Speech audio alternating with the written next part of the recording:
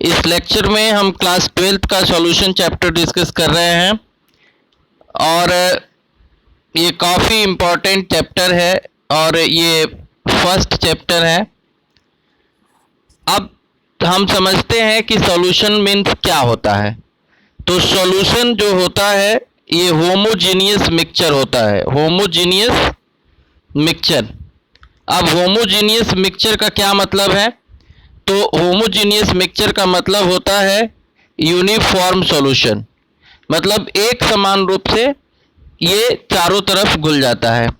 जैसे मान लीजिए हम जो है अगर एक ये यहाँ पे ग्लास ले ले और एक दूसरी ग्लास ले ले, दोनों में हाफ ग्लास ये वाटर इसमें डिजॉल्व कर दें, ये वाटर है, और एक में हम ये सैंड यानी कि बालू डाल दें और एक में शुगर डाल दें, तो क्या होगा? ये शुगर जो है कम्प्लीटली डिजॉल्व हो जाएगा, ये होमोजीनियस मिक्सचर बनाएगा, होमोजीनियस।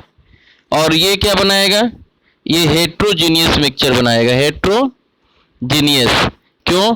क्योंकि जो सैंड है, जो बालू है, वो कम्प्लीटली नहीं डिजॉल्व होगा, नीचे कुछ ज़्यादा रहेगा, ऊपर कुछ कम रहेगा। इस तरह से ये जो होमोजीनियस मिक्सचर है, जो समान रूप से घुल जाता है, वही सॉल्यूशन कहलाता है। अब जो सॉल्यूशन होता है इसके टू कंपोनेंट होते हैं। जो सॉल्यूशन है इस सॉल्यूशन के टू कंपोनेंट होते हैं।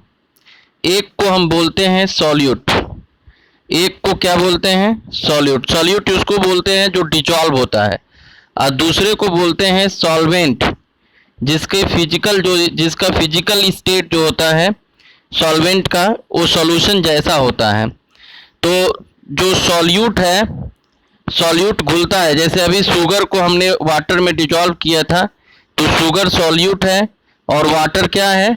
वाटर सॉल्वेंट है। तो सॉल्यूशन के टू कंपोनेंट होते हैं, सॉल्यूट और सॉल्वेंट। अब जैसे मान लीजिए यहाँ पे हम ये डिस्कस कर रहे हैं कि जैसे इसके टू कंपोनेंट हैं, एक ये हो गया ये सॉल्यूट और दूसरा हो गया ये सॉल्वेंट। तो अगर हम सॉल्यूट के वेट को W2 से डिनोट करें और सॉल्वेंट के वेट को W1 से, इसके मोलर मास को M2 से डिनोट करें और इसके मोलर मास को M1 से, तो इसका जो नंबर ऑफ मोल्स हो जाएगा क्या होगा? W2 upon M2। इसका जो नंबर ऑफ मोल्स होगा ये W1 अपॉन M1। तो इस तरह से अगर वेट और दिया है तो मोलर मास हम कैलकुलेट कर लेते हैं, ये वेट या मास है, और ये ग्राम में वेट है या मास है। ये मोलर मास कैसे कैलकुलेट करेंगे? तो जितने भी एटम हैं एटॉमिक मास को सम कर देंगे तो मोलर मास निकल जाएगा।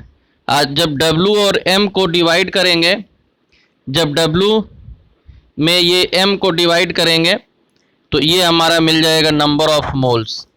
तो नंबर ऑफ मोल्स कैसे निकालते हैं? तो नंबर ऑफ मोल्स जो है किसी भी, जैसे ये सॉल्यूट है, सॉल्यूट, और ये क्या है? ये सॉल्वेंट है। तो सॉल्यूट का अगर वेट W2 है, मोलर मास M2 है, तो इसका जो नंबर ऑफ मोल्स हो जाएगा ये W2 अपॉन M2 हो जाएगा। और इसका क्या हो जाएगा? इसका अगर W1 है और M1 है तो N1 is equal to W1 upon M1। अब आइए समझते हैं मोल फ्रैक्शन।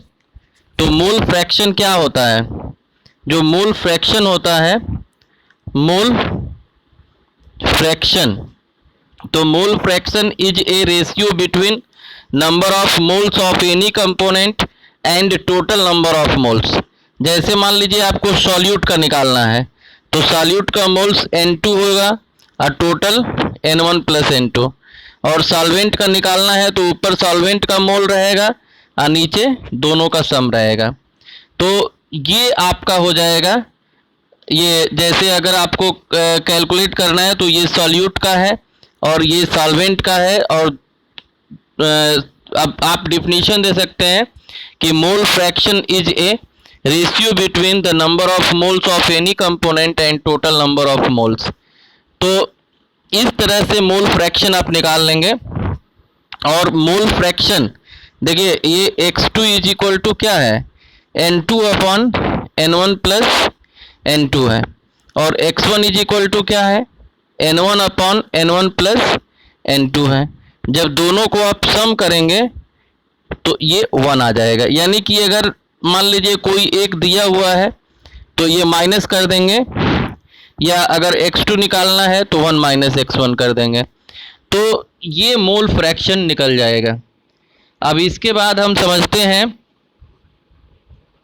Mass percentage.